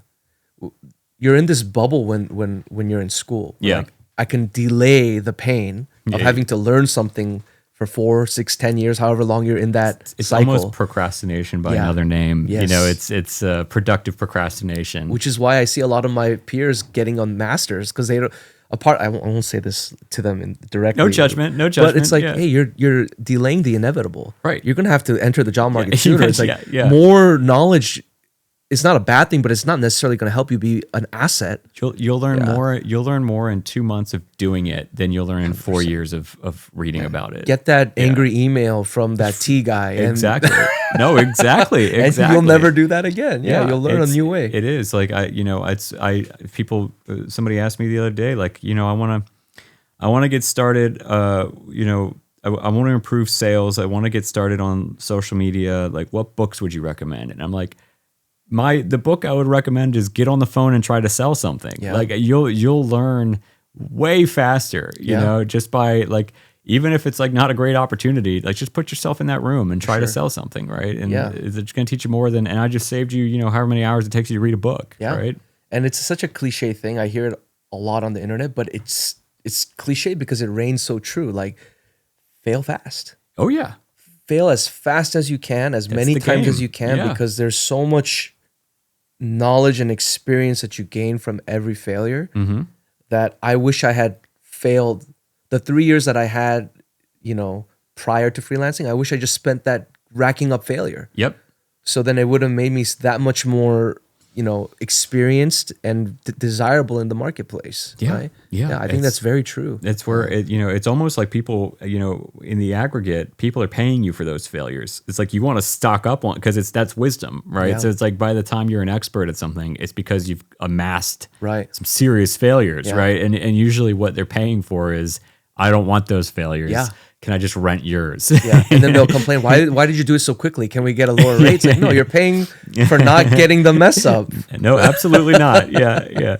If you could wave a magic wand, fix one thing in your business today, what would that be? As a creative, I think my weakest point is the financials. There's a lot of hard things that I had to learn, but to this day, that's very challenging for me. For a long time, I didn't see the value of bringing on to my inner circle someone that understands numbers well. For the first 6, 7 years, I just did everything myself because I was like, I'm saving money. Yeah. I can bookkeep. I don't have that many transactions, and I could Google, if I buy this car, can I write it off, right? Go to H&R Block and just do it myself, right? But the amount of RAM and bandwidth that takes and the level of anxiety to do something that I'm not skilled in and that I have no desire becoming an expert in, that would be the magic wand. Just from day one, I have a CPA and a strategist that's growing with me with the company. Do you have that now? I hired a fellow last year. Nice. So at year 9, I hired someone to help me with that. And nice. I wish I did that a lot sooner because I think in the same way that clients pay us to do what we're experts at, we got to reciprocate that. I got to pay someone that's an expert at that. It's a subcontract. Yes. It's like literally, it's who, not how. 100%. Who are you hiring to solve this problem, not how do I solve this problem? 100%. Right? For some reason, entrepreneurs and freelancers, they think for the sake of saving money or having a grasp on every part of the business, I'm going to do everything. I think there's validity to that in the beginning, just so you know how to speak the language. That's fair. But after a certain point, I got to trust the expert. Yeah, you want to know enough to be deadly in every facet of your business for sure. But it is it's the same with, talking about your W-2 employees or your subcontractors. It's like you've bought time and money by hiring this person. I think that's what most people don't realize is that's what you're buying with all of these choices, with all these decisions. Even if it looks like, okay, this person's going to cost me $60,000 a year.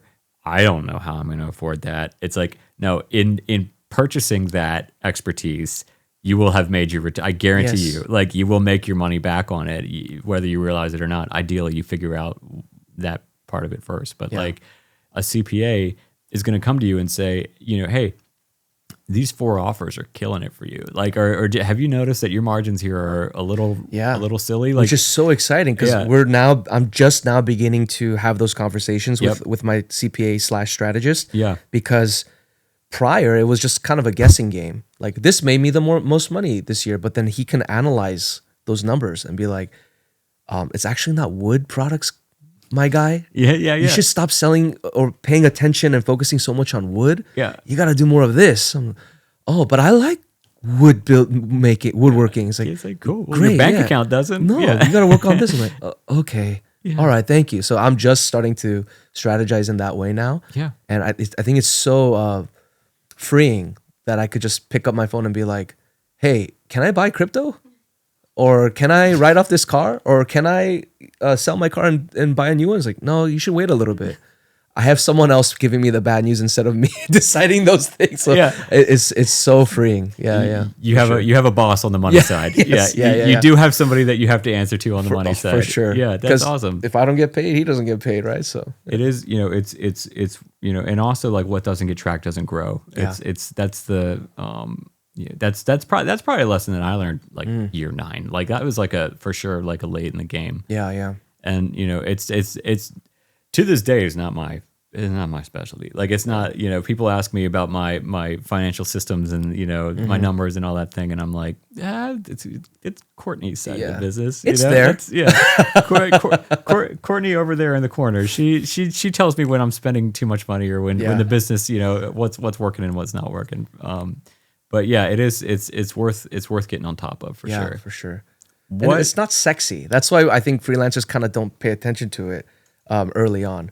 Like, but I think it's like the sexiest thing, like being in full control of your numbers and knowing what It's ins and data outs collection. are. It's what we were talking about earlier. It's a game of data collection. All right. Last question is, what is the big goal for the year? Do you have a goal in mind? Anything you're working towards? Yeah. So we just put a good amount of investment back into some fabrication equipment. I joke about not wanting to woodwork, but because we still have a good amount of our sales based on woodwork, but I want to reduce the cost of labor, we just purchased like a automated wood cutting machine called a CNC machine. Damn. It's the first time we've bought a large piece of equipment in like 8 years. So that was based on a need from our clients saying, we want this, and we would farm it out. But I found a need, and financially it's justified to bring that in and kind of vertically integrate a little bit more. So we're hoping with that we can increase our sales and broaden in a deeper measure the scope of offerings that we bring to our clients. So we do now interior design, but we can also help build out the stuff for your interior design.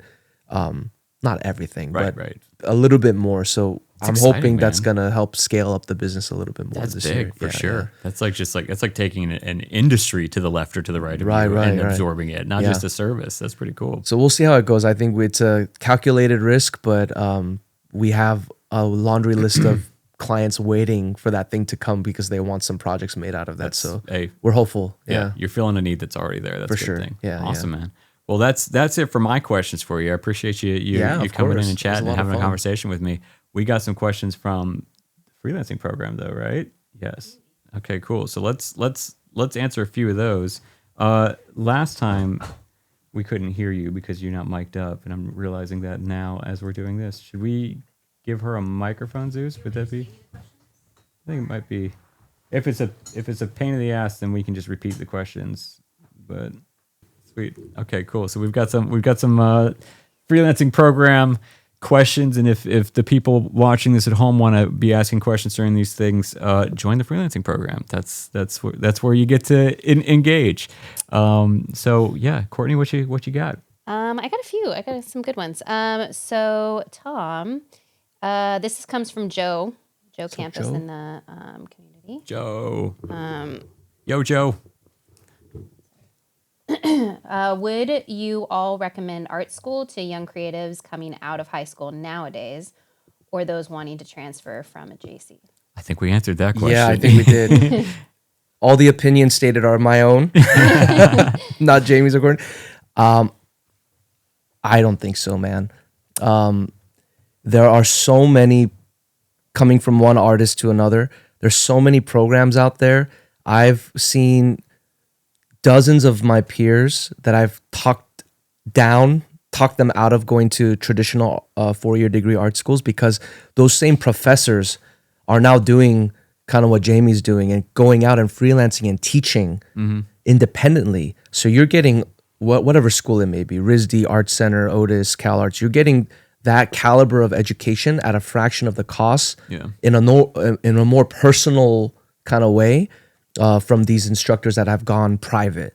And there's even institutions and academies out there that kind of operate like a trade school, but they're not accredited, but it's just to build up your chops. There's so many resources out there in 2025 that I'm not even an alumni, so it doesn't even matter. They're not going to chase me down. It doesn't I think financially justify going to a school. You can learn Math doesn't math. Yeah, math doesn't math. You can learn most of that stuff on YouTube. Yeah. I'm relearning how to do like Fusion 360, which is a 3D modeling software. I learned a version of it 10 years ago, and I'm relearning it just all off of YouTube. Yeah. Yeah. So it's so feasible. You just need a little bit of grit and some discipline. Try to find a community. You're in one, but even like a design community that you can kind of spur each other on, or take one of those classes hosted by like an independent professor. Yeah. Yeah, it's so much better. No, it's... I totally agree with that. This one comes from Austin. What did your first projects look like?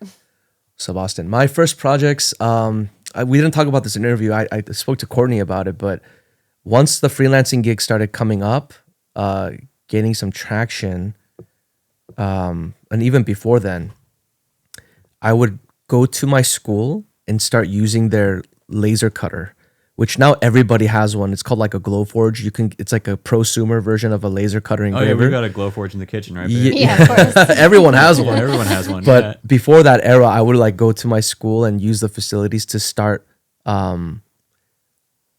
designing and cutting out wooden nickels. So they were basically like replacing gift cards for cafes. It would be a wooden nickel that says "good for one drink," and I would just sling those to as many cafes as I could because in 2012, anything burned onto wood was like super trendy. Yeah. So I was like, "You want some wooden nickels? Who wants some wooden nickels with your brand's logo on it?" So I've probably made 100,000 wooden nickels. But then you had a bank probably of wooden nickels at home, so you could go to all of these. It's kind of like money laundering, Yeah. and so a lot of it was like, I promise I will not use these wooden nickels at your cafe. But that was like one of my earliest That's really projects. funny. Yeah, That's great. I love that. That's fantastic. Let me. So this one's a good one. This one's kind of for both of you. This one comes from Talene. It says, how do you guarantee the ROI? How would it be possible to gauge something like, I can guarantee you 80K if you spend 40K? Yeah, I mean, it's a very fair question. You don't want to guarantee anything that you don't have complete control over. Yep. I would say, right? There's too many things that, like, so for us, if we were to say, obviously, just full disclosure, the getting a freelancer 80K in 2 months offer is not a real offer. That was just for purposes Where is it? of demonstrating what value is. But for us, like back when we were doing video production, it would be okay, a video that somebody's deploying as an ad. They'd say, well, can you guarantee 4x ROAS or something like that? And it's like, well, no, because I'm not a media buyer. Like I don't know how you're deploying this video. Sure. And it's a lazy answer, but it's the same as the success metrics question.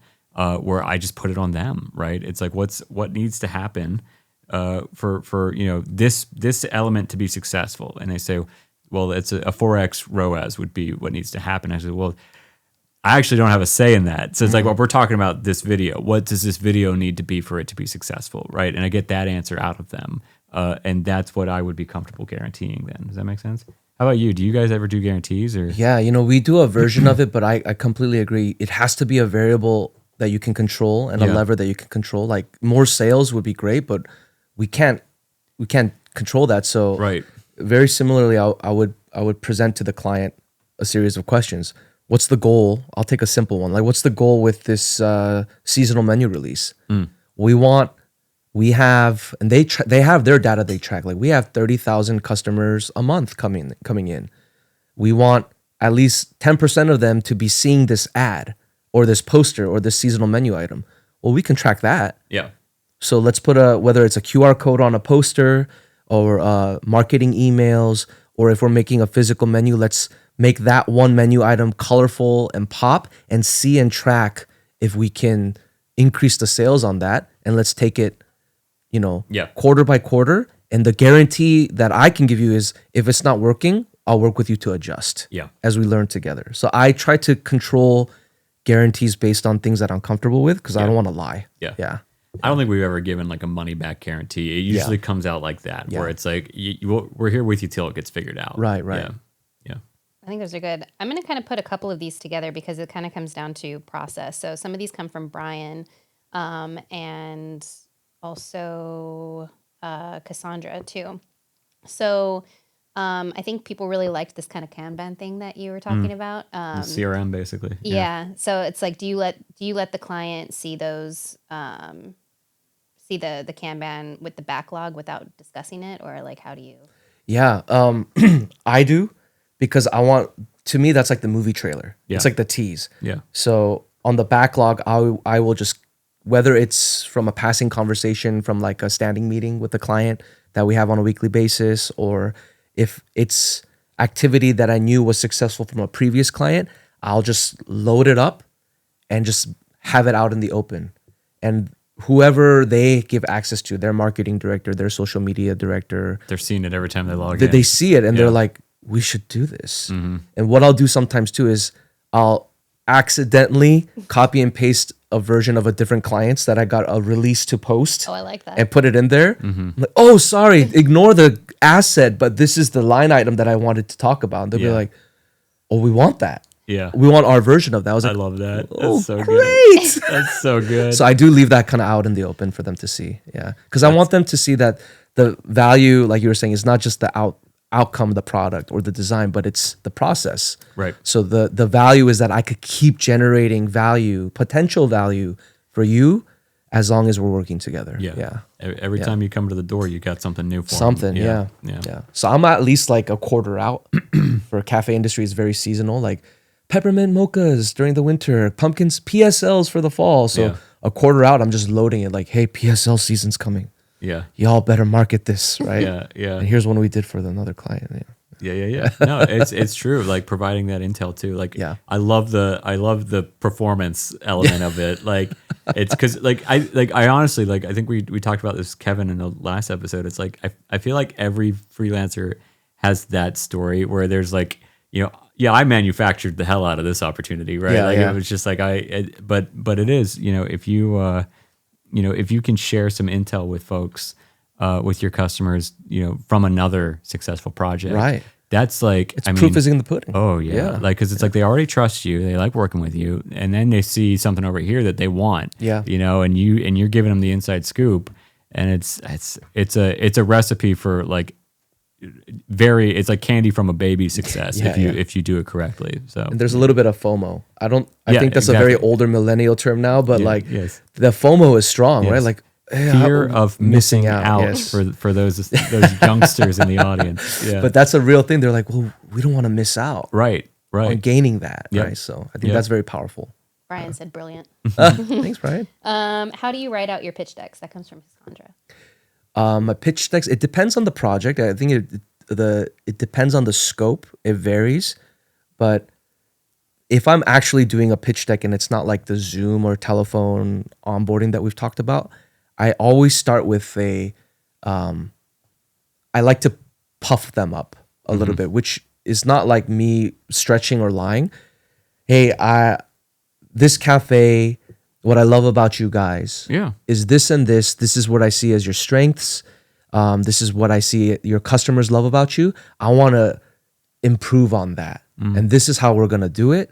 And then that transitions into the next phase of the pitch, which is a project understanding or scope of work. Here are the things that I want to tackle with you, whether it be branding, interior design. So I lay it out, but preceding that is everything that I know that they're already good at. And so I'm saying, I'm going to take your success, work with you, and improve on that success. After that, it comes the pricing and the offer and the pitch. And then I have some jargon that says like, none of this belongs to you until you pay me at the first of the month, right? We can cancel at any time, but I recommend like minimum 3 months. So some jargon that I've kind of written out over the years that works. And then in the middle, I start strong, the boring stuff's in the middle. And then at the end, I always leave them with like, this is what it could be.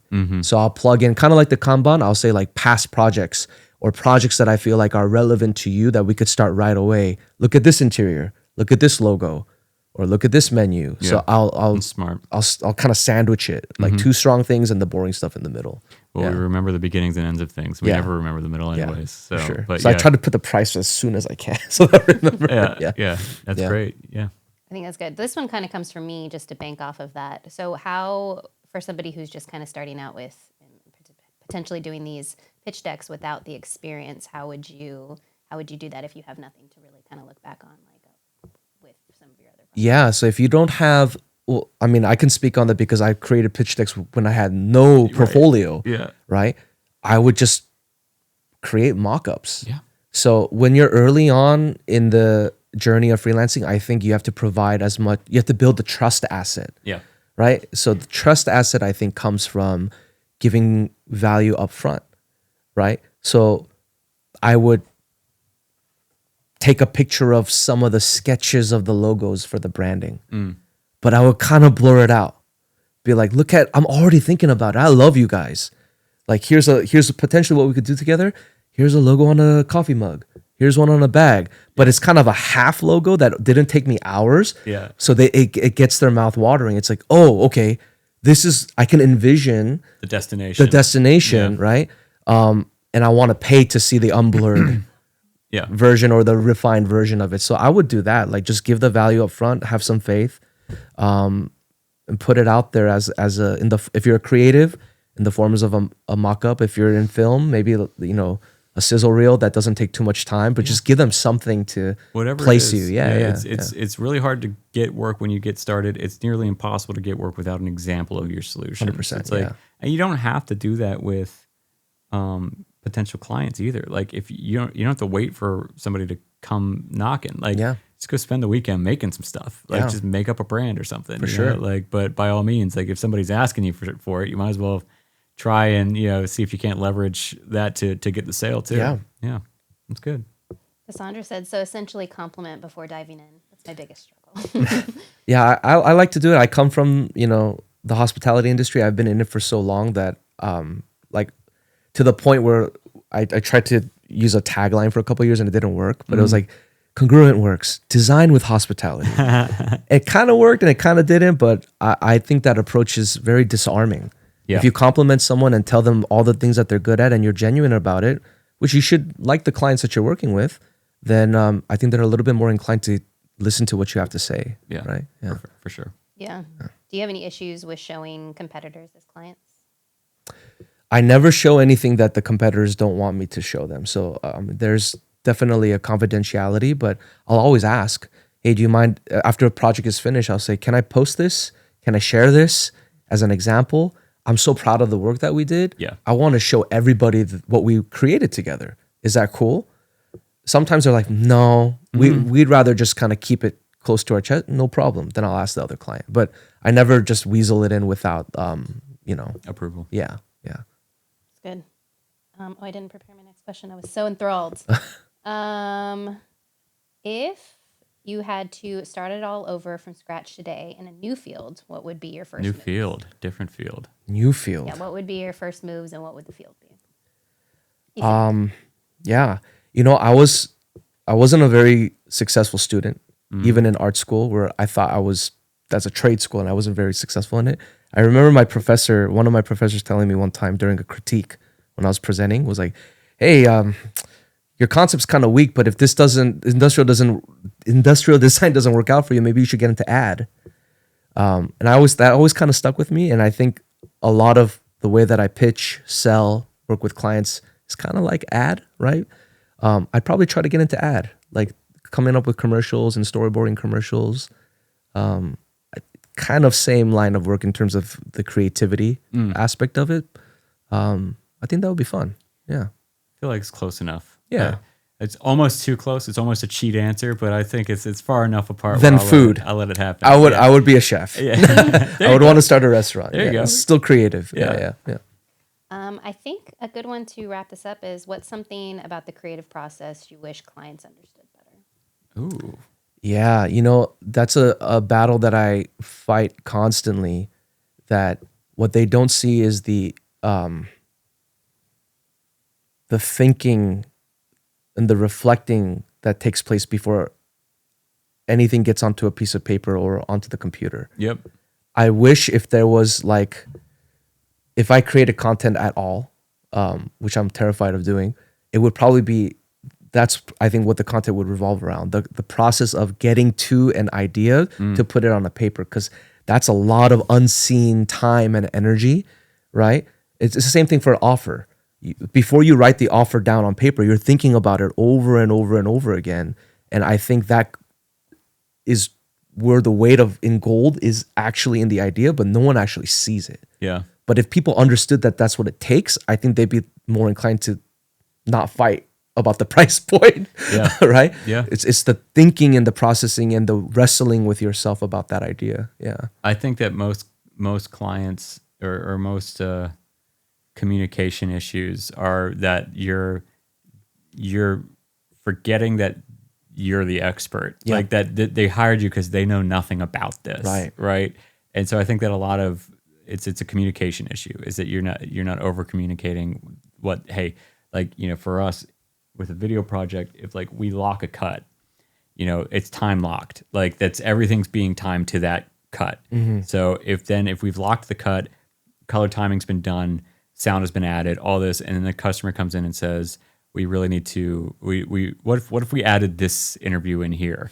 It's okay, we could definitely do that, but here's why that's going to cost you more money, right? Here's why that's going to, and it's explaining that. I think a lot of freelancers are oh, this motherfucker, and then and they think that they're being a dick, and it's they don't know that. They don't know what a locked cut is, and they don't because know you're the expert. Yeah. No, it's so true. It's basically understanding that element of it. I think is okay, I'm the expert here. I have to communicate to them, what they're asking and its implications on the project, on the scope and budget.